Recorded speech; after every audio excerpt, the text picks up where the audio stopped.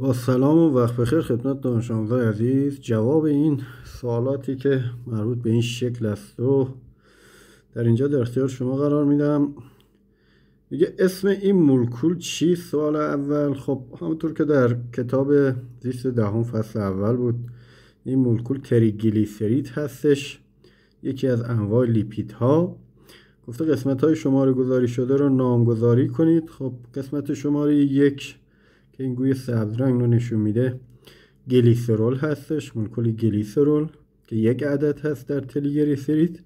و قسمت های که با شماره های 3 نشون داده شده اسیدهای چرب هستن. مولکول تریگلیسیرید از یک مولکول گلیسرول به علاوه 3 تا مولکول اسید چرب ساخته شده.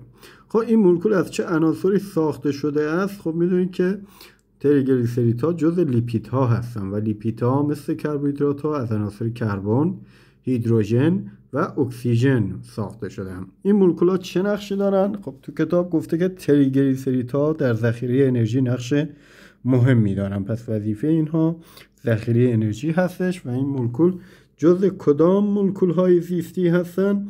خب ما 4 نوع مولکول زیستی داریم: کربوهیدرات‌ها، لیپیدها، پروتئین‌ها و اسیدهای نوکلئیک که تریگلیسیریدها جزء لیپیدها محسوب می‌شوند.